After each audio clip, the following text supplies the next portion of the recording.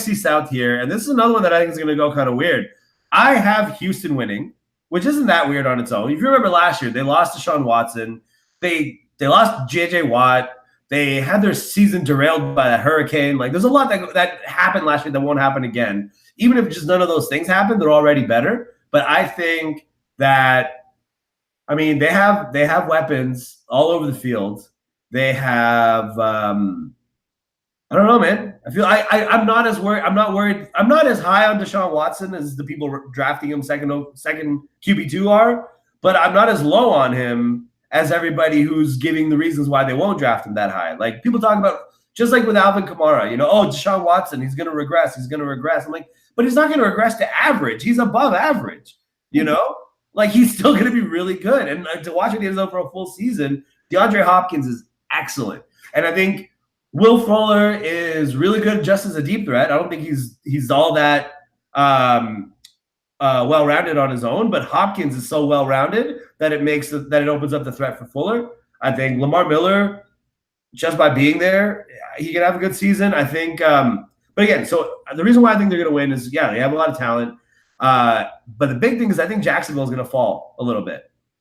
They don't have a lot of talent, and losing Marquise Lee, even though that's good for Keelan Cole or D.D. Westbrook or whoever, it's not good for the Jaguars comparatively. I think their defense is great, but it's hard to be that good 2 years in a row just because. But then add to that the fact that they're playing a first-place schedule this year, right? Little things, knocking their defense down just a little bit. Well, the Jaguars have the best passing schedule this year, by the way. Do they? Yeah. About that, they played Deshaun Watson twice. So I know. And I think that any team in the AFC South has a tough go, unless you're the Jaguars, though.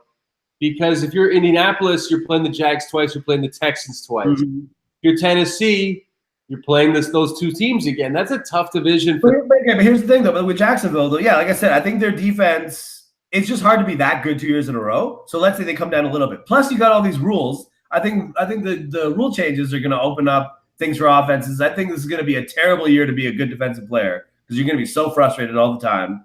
I think Fournette is he's somewhat likely to break out and have like a 1,600 year season, but I think he's even more likely to get hurt, miss a couple games, and do exactly what he did last year. I think if you add it all up, you have a team that can't necessarily count on Fournette for more, can't necessarily count on as much from the defense, have to play a harder schedule, at least a couple more games that are harder.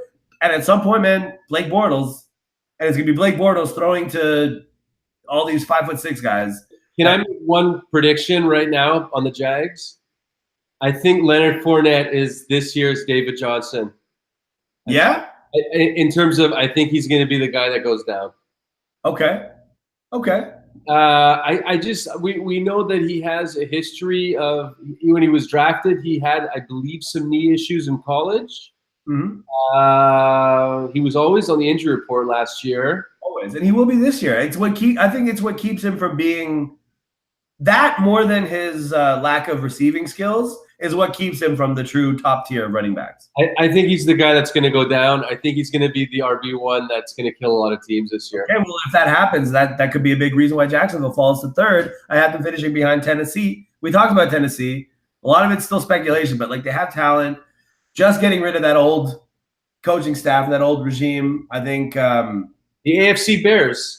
Yeah, AFC Bears, but like the AFC Bears, but they're a wild card contender, and then Indianapolis I have coming in last. I hope Andrew Luck can have a good year.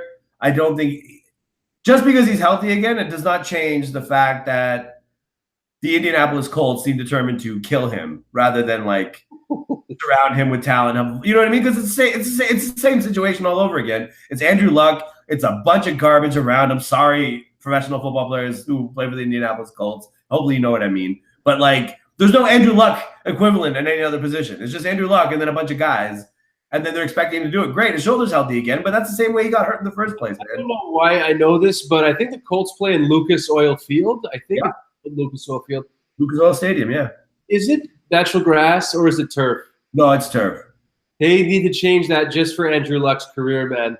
They should change it to either natural grass or marshmallows or something that's going to – some sort of soft impact, some sort of like, I don't know.